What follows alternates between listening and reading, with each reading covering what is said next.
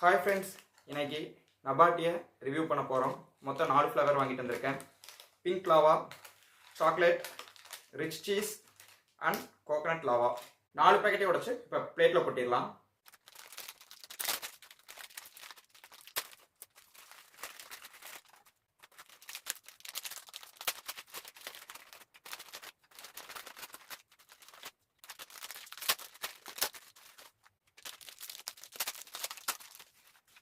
Pink லாவாவில் 32 gram sugar இருக்கு.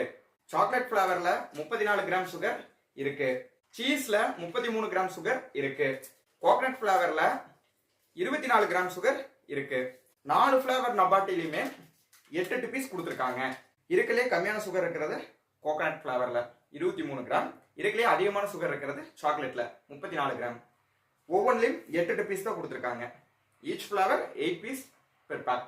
இதுல ஒவ்வொரு ஃப்ளேவருமே 28 கிராம் பேக், ஒவ்வொரு பேக்கெட்டுமே 10 ரூபா. சரி, இப்போ நம்ம டேஸ்ட் பார்த்துக்கலாமா?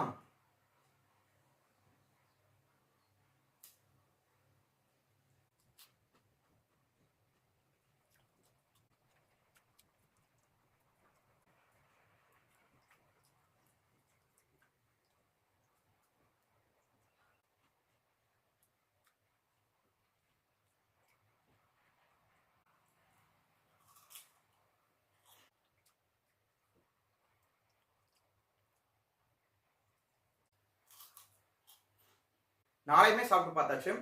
4ல் ஸ்ட்ராபெரி தான் நல்லா ஃப்ளேவர்ஃபுல்லாக டேஸ்டாக இருக்கு.